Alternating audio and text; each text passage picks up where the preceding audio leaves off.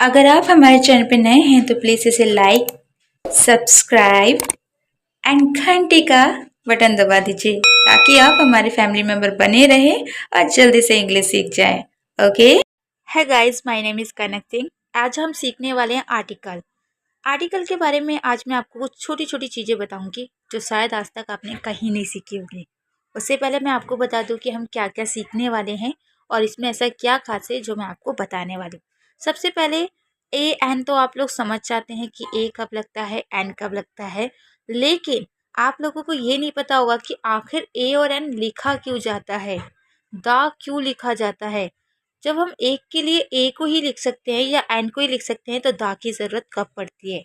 जैसे मैंने लिखा है ए एन का यूज़ कॉमन नाउन के लिए किया जाता है।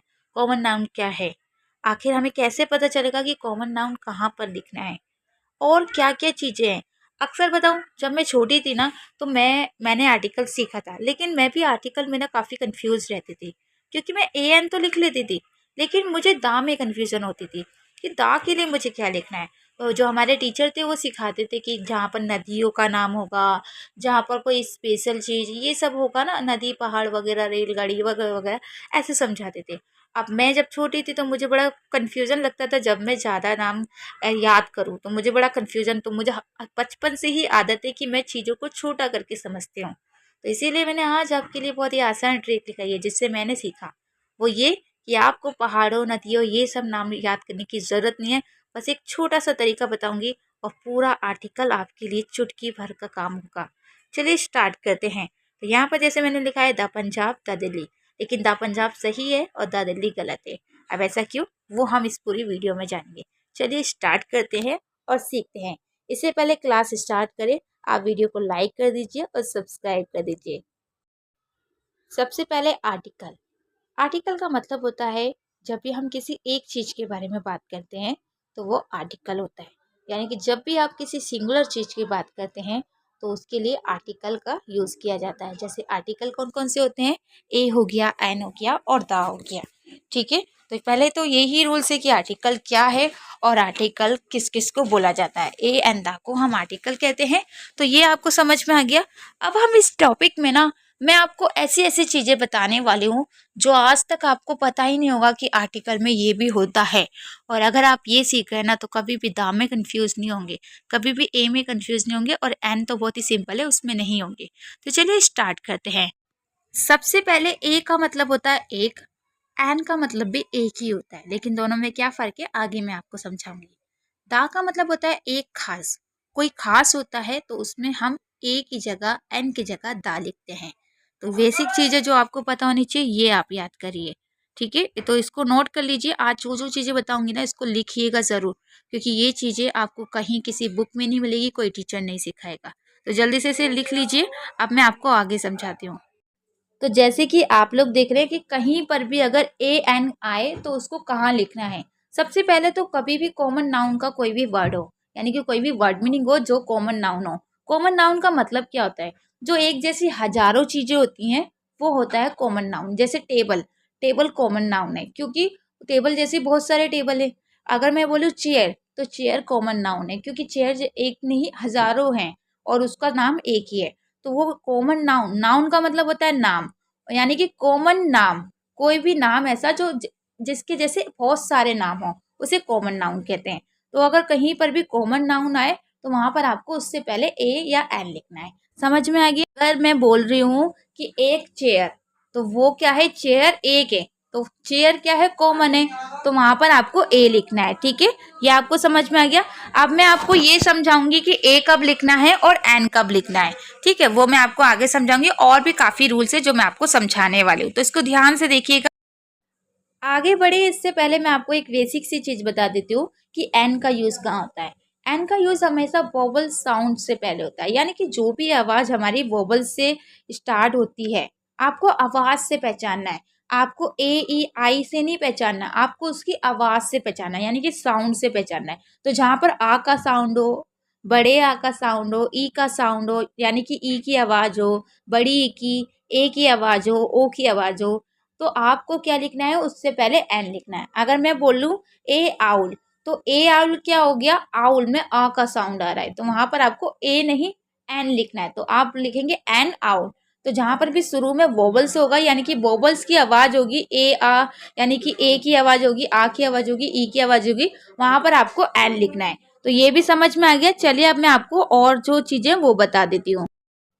अब जैसे कि ए का यूज कहाँ पर होता है, तो ए का नॉर्मल जहां पर शुरू में वोबल्स होगा वहां पर एन का यूज करना है, और जहां पर वोबल्स नहीं होगा वहां पर ए का यूज करना है। जैसे मैंने बोला बॉय, तो यहाँ पर ब आ रहा है ना, तो आपको ए लिखना है, यहाँ पर वोबल्स नहीं है। अगर मैंने बोला बैट, तो बैट में भी ब आ रहा है तो आपको ए लिखना है। अब जैसे यहाँ पर मैं बोल रही हूँ वन, ए वन, यानी कि यहाँ पर हम इसे ए नहीं आ पढ़ते हैं, तो आ वन पढ़ेंगे, आ वन। तो स्टार्टिंग में तो बा का साउंड आ रहा है तो आपको ए लिखना है। आप ये नहीं देखेंगे कि ओ आ रहा है तो आपको एन लिखना है, आपको उसकी आवाज से पहचानना है। आवाज बा की आ रही है तो आपको ए लिखना है। अगर आवाज ए की आती तब आपको ए लिखना होता, आ की आती तब, ई की आती, ओ की आती तब आपको एन लिखना होता।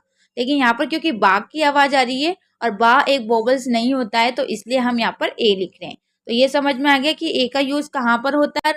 और रिपीट कर देती हूँ कि ए का यूज हमेशा कॉन्सोनेंट से पहले किया जाता है। तो ये तो बेसिक चीजें आप लोगों को पता है, मैं जानती हूँ। लेकिन अब जो मैं बताने वाली हूँ वो बहुत इंपॉर्टेंट है और वो आपको किसी ने नहीं बताई होगी, ये मेरी गारंटी है। चलिए मैं आपको आगे समझा देती हूँ।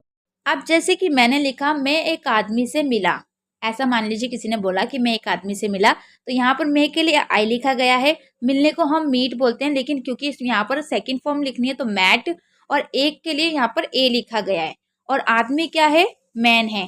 तो पहली बात तो आदमी क्या है, कॉमन नाउन है, यानी कि कॉमन नाम है। आदमी सभी का नाम आदमी होगा, जो भी कोई आदमी होगा तो हम उसको आदमी ही बोलेंगे। तो एक जैसे हजारों होते हैं तो ये कॉमन है, और कॉमन से पहले क्या आता है, ए या एन आता है। तो यहाँ पर क्योंकि शुरू में एम है, यानी कि आदमी के लिए हम सॉरी इंग्लिश में मैन बोलते हैं तो माँ आ रहा है, तो क्योंकि माँ आ रहा है तो हम यहाँ पर ए लिखेंगे।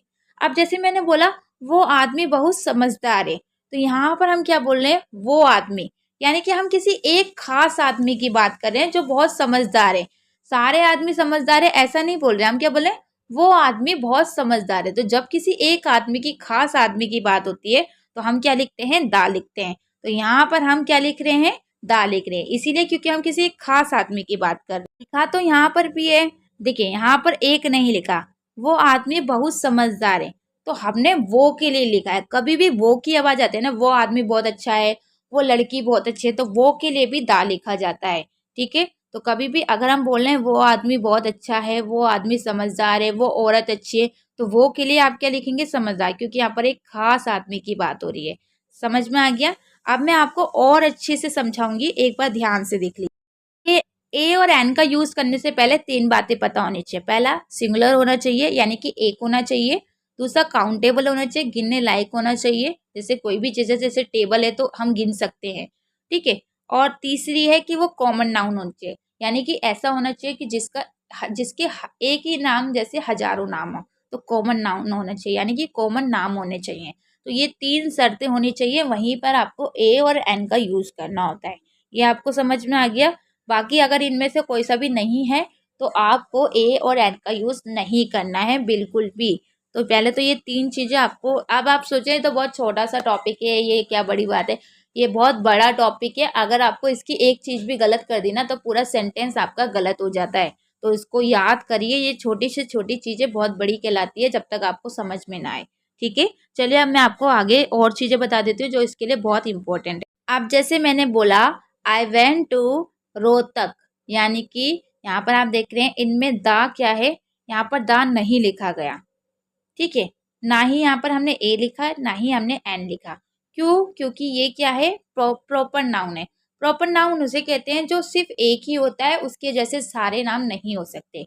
तो वो कहाँ जा रहा है, वो रोहतक गया। तो यहाँ पर क्योंकि वो एक स्पेशल जगह की बात कर रहा है कि मैं वहां गया। वैसे तो रोहतक एक जैसा बहुत सारे तो नहीं हो सकते, रोहतक तो सिर्फ एक ही है ना, तो उसके जैसे बहुत सारे रोहतक तो नहीं हो सकते। तो वो किसी एक खास जगह की बात कर रहा है। तो प्रॉपर नाउन में हम दा नहीं लगाते, ये चीज याद रखिएगा। ठीक है, और ये भी याद रखना प्रॉपर नाउन का मतलब होता है जो भी कोई एक खास चीज हो उसे हम प्रॉपर नाउन बोलते हैं, जिसके जैसा और कोई नाम नहीं हो सकता। तो रोहतक एक ही है, उसके जैसे बहुत सारे रोहतक नहीं हो सकते। तो वहां पर प्रॉपर नाउन से पहले कभी भी दा नहीं लगता है, ये चीज आप लोगों को याद रखना है। ठीक है, तो ये आपको समझ में आ गया। वैसे तो हम एक खास जगह की बात करें, लेकिन वहाँ पर प्रॉपर नाउन में यानी कि जो भी प्रॉपर नेम होगा वहाँ पर आपको दा नहीं लिखना है। लेकिन अभी आपके मन में एक डाउट चल रहा होगा कि जब हम ताजमहल लिखते हैं तो वहाँ पर तो हम दा लिखते हैं, है ना? या फिर हम अगर गंगा लिखते हैं तो वहाँ पर हम दा गंगा लिखते हैं, दा ताजमहल लिखते हैं। तो वो भी तो कोई एक खास चीज़ है ना, तो वहाँ पर हमने दा क्यों लिखा? तो ये भी आपके मन में डाउट्स रहता है कि कुछ नाम ऐसे होते हैं जो खास होते हैं लेकिन वहाँ पर दा आता है, तो ऐसा क्यों है? जब हमें दा नहीं लिखना है तो हम गंगा में क्यों लिख रहे हैं और ताजमहल में क्यों लिख रहे हैं? गंगा जैसा भी तो और नहीं है, ताजमहल भी तो सिर्फ एक ही है, तो वहाँ पर दा क्यों लिखा जाता है? तो ये भी मैं आपको बता देती हूँ कि ऐसा क्यों होता है, इसके पीछे क्या रीज़न है। चलिए वो भी जान लेते हैं। तो इसके पीछे रीज़न यही है कि अगर कोई भी नाम किसी दूसरे नाम से संबंधित हो या फिर वो किसी और नाम से मिलके बना हो, तो वहाँ पर दा का यूज़ किया जाता है। वो प्रॉपर नाउन नहीं माना जा सकता क्योंकि वो दूसरे नाम से मिलके बना है या फिर उसका किसी दूसरे नाम से संबंध है। अब ये आपको और थोड़ा-सा अजीब लग रहा होगा कि कैसे समझ में आएगा? तो चलिए इसके बारे में हम डीपली जान लेते हैं। इसको जानने के बाद आप कभी डाउट में नहीं रहेंगे कि यहाँ पर दा क्यों आया और यहाँ पर दा क्यों नहीं आया। क्योंकि हम लोग सोचते हैं कि प्रॉपर नाउन में मतलब जो प्रॉपर नाउन होता है वहाँ पर सब जगह दा लगाते हैं, ये गलत बात है। सभी जगह दा नहीं लगाना है। यहाँ पर याद रखना है प्रॉपर नाउन यानी कि प्रॉपर नाउन का मतलब जो कोई खास नाम हो, उसके साथ आपको दा नहीं लगाना है। दा कब लगाना है? जब वो किसी नाम से संबंधित हो या किसी से मिला हुआ हो। अब कैसे, यहाँ पर मैं समझा देती हूँ। तो जैसे हम बोलते हैं गंगा, तो गंगा क्या है? वो दूसरे नाम से मिलके बना है। गंगा का मतलब होता है गंगोत्री, यानी कि गंगोत्री से निकली धारा। गंगा का मतलब क्या है? गंगोत्री से निकली धारा। तो गंगा की धारा कहाँ से निकलती है? गंगोत्री से। तो गंगा का मतलब क्या है? गंगोत्री से निकली धारा, इसका नाम ये है। तो ये दूसरे नाम से मिलके बना है, तो इसलिए यहाँ पर दा गंगा लिखा जाता है। दूसरा है हिमालय का मतलब क्या होता है? हिमालय यानी कि हिमालय का घर। तो ये भी दो नामों से मिलके बना है। याद रखिए, जो नाम दो नामों से मिलके जुड़ के बनते हैं उनसे पहले दा लिखा जाता है। जैसे गंगा दो नामों से मिलके बना है, गंगोत्री से धारा, इसका मतलब ये होता है गंगा का मतलब। तो ये दोनों नामों से मिलके बना है। हिमालय दो नाम से मिला है, हिमालय यानी कि हिम का घर, तो इसलिए इससे पहले दा लिखा जाता है। एक और चीज याद रखिएगा कि कभी भी अगर किसी भी स्टेट से नाम से पहले, यानी कि अगर आप किसी भी स्टेट का नाम लिख रहे हैं, जैसे दिल्ली हो गया या कोई भी नाम, तो उससे पहले कभी भी दा नहीं लिखना है आपको। चाहे वो किसी खास चीज़ के बारे में बात हो रही है, लेकिन आप दा कभी नहीं लिखेंगे, सिर्फ पंजाब को छोड़ के। सिर्फ पंजाब से पहले ही दा लिखा जाता है, क्योंकि पंजाब नाम बिना किसी चीज़ से बन के बना है। तो जो भी चीज़ किसी से मिल के बनती है ना, उसमें हम दा लिखते हैं, लेकिन बाकी कहीं पर भी हम दा नहीं लिखेंगे। चीज़ खास है लेकिन बाकी सभी में दा नहीं लिखते हैं। दा कब लिखते हैं? जब कोई नाम किसी नाम से मिलके बना हो, तभी दा लिखा जाता है। जैसे पंजाब किससे मिलके बना है, चलिए इसके बारे में जान लेते हैं। तो जब भी पंजाब नाम रखा गया था तो उसके पीछे एक रीज़न था। ये नाम किसी रीज़न की वजह से रखा गया था। इसका नाम है पाँच अब, यानी कि पांच नदियों का क्षेत्र। तो यहाँ पर पांच नदियाँ थी, इसीलिए उसका नाम पंजाब रखा गया। तो यानी कि ये नाम किसी से संबंधित है, किसी से मिलके बना है, इसीलिए दा पंजाब लिखा जाता है। सिर्फ पंजाब से ही पहले आपको दा लिखना है, बाकी किसी भी स्टेट के नाम से पहले आपको दा नहीं लिखना है। चाहे आप दिल्ली लिख रहे हैं, हरियाणा लिख रहे हैं, मुंबई लिख रहे हैं, उससे पहले कभी भी आप दा नहीं लिखेंगे। लेकिन अगर आप पंजाब लिख रहे हैं तो हमेशा उससे पहले दा लिखेंगे। तो ये चीज़ें कॉपी पेन से लिख लीजिए, आपको याद रहेगी। अगर आप हमारी स्पोकन की क्लास करना चाहते हैं और अच्छे से स्पोकन सीखना चाहते हैं और इंग्लिश पढ़ना सीखना चाहते हैं, लिखना सीखना चाहते हैं, तो आप हमारे इस कोचिंग वाले नंबर पे कॉल या मैसेज करके क्लास ले सकते हैं। हम शुरू से पढ़ना भी सिखाते हैं, जैसे आपको बिल्कुल भी पढ़ना नहीं आता है तो पढ़ना भी सिखाते हैं, स्पेलिंग लिखना भी सिखाते हैं। जैसे मान लीजिए आपको लिखना है पेन, या आपको कोई भी बड़ी स्पेलिंग लिखनी है और आपको लिखना नहीं आता है, तो हम स्पेलिंग लिखना भी सिखाते हैं। उसके लिए भी आप कोचिंग कर सकते हैं, बहुत ही कम फीस है, जिसमें आपको पूरी 1 साल क्लास मिलेगी। सिर्फ एक बार एडमिशन कराना, उसके बाद फ्री है। तो अगर आप चाहते हैं तो एडमिशन ले सकते हैं। चलिए आगे बात करें। जैसे आप लोगों ने देखा होगा, जब भी हम यूएसए लिखते हैं तो उससे पहले दा लिखते हैं, क्योंकि यूएसए क्या है? एक शॉर्ट फॉर्म है। ये नाम तो बहुत बड़ा है लेकिन उसको शॉर्ट फॉर्म में लिखा जाता है। जैसे यू का मतलब होता है यूनाइटेड, और एस का मतलब होता है स्टेट, और ऑफ यानी कि ए का मतलब होता है अमेरिका। ठीक है, तो आई ऑफ अलग से रखा गया है क्योंकि वो जोड़ने के लिए। तो यहाँ पर अमेरिका, ठीक है, यूनाइटेड स्टेट ऑफ अमेरिका, तो इसको शॉर्ट फॉर्म में यूएसए लिख दिया है। तो इस क्योंकि ये एक नाम क्या है, मिल के बना है, तो इसलिए हम इससे पहले दा लिख रहे हैं। समझ में आया? तो जो भी चीज़ें मिल के बनी होती है ना, कोई भी नाम, तो उससे पहले दा लिखा जाता है। सबसे इम्पोर्टेंट चीज़ है। हमेशा एक और चीज़ मैं आपको बता दूं जो आपको याद रख, कभी भी एग्जेक्टिव होगा। एग्जेक्टिव का मतलब होता है जब हम किसी की क्वालिटी बताते हैं या डिसक्वालिटी बताते हैं, यानी कि किसी की अच्छाई बताते हैं या बुराई बताते हैं, तो उसे एग्जेक्टिव कहते हैं। तो जब भी कोई खास बात हो रही है, यानी कि मैं बोल रही हूँ कि कोई स्टूडेंट है मेरा, मैंने बोला मान लीजिए काजल बहुत सुंदर है, तो मैं उसकी एक क्वालिटी बता रही हूँ, यानी कि मैं सिर्फ काजल की एक खास लड़की की बात कर रही हूँ जो बहुत सुंदर है, तो उससे पहले दा आएगा। अगर मैं बोल रही हूँ कि मीना बहुत पढ़ने में तेज है, तो वो क्या उसकी क्वालिटी है, तो वहां पर भी आपको दा लिखना है। यानी कि कोई भी एडजेक्टिव होगा ना, तो उससे पहले भी आपको दा लिखना है। ये चीज याद रखना है सारे। एक और चीज याद रखिएगा, जब भी दा लगता है तो उसका मतलब सारे बन जाता है। अब सारे कैसे बनता है, चलिए वो बात भी जान लेते हैं। आप देखिए, जैसे मैंने लिखा रिच, रिच का मतलब क्या होता है, अमीर। लेकिन अगर मैं लिख देती हूँ ना द रिच, तो द रिच का मतलब क्या होता है, सारे अमीर। ठीक है, या फिर अमीर लोग, या तो सारे का मतलब होता है सारे अमीर, या फिर इसका मतलब होता है अमीर लोग। जैसे मैंने बोला पुअर यानी कि गरीब, लेकिन अगर हम बोल रहे ना सारे गरीब, तो दा गरीब लिखेंगे। अगर हम बोल रहे गरीब लोग, तो भी हम दा गरीब लिखेंगे। तो दा का मतलब क्या होता है, सारे या फिर लोग। क्या होता है दा का मतलब, या तो सारे होगा या फिर लोग होगा। लोग का मतलब भी यही कि सभी लोग एक तरीके से। तो सारे या लोग का मतलब क्या होता है, दा। तो जब भी अगर आपको सारे बोलना हो या लोग बोलना हो, तो आप समझ जाइए कि वहां पर दा लिखना है। और अगर कहीं पर भी दा लिखा हुआ है, तो भी समझ जाइए कि इसका मतलब सभी लोगों की बात हो रही है। यानी कि सभी अमीर लोग, सभी गरीब लोग, सभी ईमानदार लोग, सभी पढ़े लिखे लोग, जो भी टॉपिक है उस अकॉर्डिंग समझ जाइए। ठीक है, मैंने बोला द काउ, अगर आप देखते होंगे कोई ऐसे लिखा होता है तो वहां पर द काउ लिखा जाता है। तो हम क्या बोलते हैं, द काउ का मतलब क्या है, सभी का। तो सभी गाय की अगर हम कोई भी क्वालिटी एक गाय की बता रहे, तो वो एक गाय की थोड़ी ना है, वो तो जितनी भी गाय हैं वो सब में एक ही जैसे क्वालिटी है। काव की दो आंखें हैं, चार टांगे, तो वो सभी की है ना। वो किसी भी एक किसी एक स्पेशल की तो नहीं है, वो सभी की बात हो रही है। तो दा का मतलब सभी हो जाता है। अब एक चीज और बता दूं कि अगर आप दा को पढ़ने से पहले सोचते हैं कि इसको दा पढ़े या दी पढ़े, तो छोटी सी चीज है, आप इसे दा पढ़िए। क्योंकि अगर आप दा पढ़ेंगे तो 100% सही पढ़ेंगे। तो आप इसे याद रख लीजिए कि आज से आपको सिर्फ दा पढ़ना है। सिंपल, इसको याद रखेंगे तो कभी मिस्टेक नहीं करेंगे। तो यहाँ पर मैं आपको एक बार अच्छे से समझा देती हूँ। कोई भी यूनिक चीज के लिए एक हो, जो भी कोई एक यूनिक चीज हो सिर्फ एक हो। और अगर वहां पर कोई भी सिंगुलर चीज है, यानी कि कोई एक चीज है और वो यूनिक है, तो वहां पर आपको दा का यूज करना है। यूनिक यानी कि जैसे मैंने बोला कि काजल बहुत सुंदर है, तो वो एक यूनिक है, यानी कि भाई वो एक सबसे अलग है, वो सुंदर है। काजल बहुत तेज है पढ़ने में, तो वो सबसे अलग है। सारे बच्चे हैं लेकिन सबसे तेज कौन है, काजल।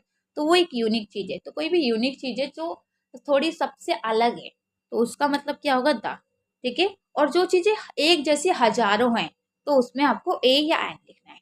अगर एक जैसी कोई भी चीज है हजारों, तो वहां पर आपको एक के लिए ए या एन लिखना है।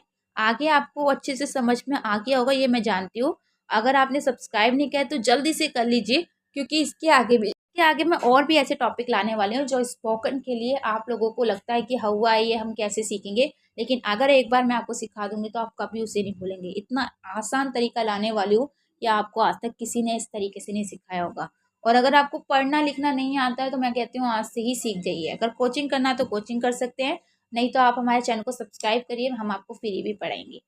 ठीक है, यहाँ पर देखिए सुपरलेटिव डिग्री, यानी कि जो भी सबसे ज्यादा की बात करेंगे। जैसे कि मैंने बोला कि कनक सबसे ज्यादा पढ़ने में तेज है। मान लीजिए मैं किस कनक की नाम बोलूँ, किसी का भी नाम ले सकती हूँ। तो अगर कोई भी सबसे ज्यादा है, तो उसमें हमेशा दा लगे। जैसे मैंने बोला कि मेरे जितने भी स्टूडेंट हैं वो सबसे ज्यादा अच्छे इंसान हैं। जैसे आप लोग बहुत अच्छे इंसान हैं। तो यहाँ पर सबसे ज्यादा की बात होगी, तो हमेशा जो आप जैसे सबसे ज्यादा अच्छे, जैसे मैंने बोला कि मेरे जो पड़ोसी है वो सबसे ज्यादा अमीर है, तो यहाँ पर हम जो सबसे ज्यादा से पहले क्या लिखेंगे, दा। यानी कि दा उसके, जैसे मैंने बोला रिचेस्ट, तो उससे पहले दा लिखा जाएगा। तो हमेशा याद रखिए, जब भी हम किसी की सबसे ज्यादा में तुलना कर रहे हैं, तो वहां से उससे पहले दा लिखता है। हमेशा बॉडी पार्ट से पहले दा जरूर लगाए। लेकिन अगर उसमें लिखा माई माई ईयर, माई हैंड, तो उसमें दा नहीं लगाना है। ठीक है, अभी आपको लग रहा होगा इतना सारा कैसे याद करेंगे, लेकिन बहुत आसान है। एक एक पॉइंट को लिखिए कॉपी में और उसको एक बार ध्यान से पढ़ लेंगे ना तो गारंटी से कह रही हूँ कभी गलती नहीं करेंगे दा लिखने में, ए लिखने में, एन लिखने में। बहुत मेहनत करी है मैंने आपको इस तरीके से समझाने में। आज तक मैंने किसी टीचर के नहीं देखा कि वो इस तरीके से पढ़ाते हैं। सब टीचर बहुत अच्छा पढ़ाते हैं ये नहीं बोलूँगी, लेकिन जो मैंने तरीका आपके लिए निकाला, क्योंकि मुझे भी इसमें बहुत प्रॉब्लम होती थी, वो तरीका आपको आगे नहीं मिले। ऐसा मैं इसलिए बोल रही हूँ क्योंकि जब मुझे भी प्रॉब्लम होती थी तो मैं भी बहुत सर्च करती थी कि इसको कैसे सीखना है, तो मुझे भी ऐसे टॉपिक नहीं मिलते थे, इसीलिए मैंने आपके लिए ये टॉपिक बनाया है। तो प्लीज़ अगर अच्छी लगी हो तो शेयर कीजिएगा, लाइक कीजिएगा और सब्सक्राइब कीजिएगा। नमस्कार दोस्तों, अगर आप हमारे चैनल पे नए हैं तो हमारे चैनल को सब्सक्राइब कीजिएगा और अगर आप कोचिंग करना चाहते हैं तो आप इस नंबर पे कॉल या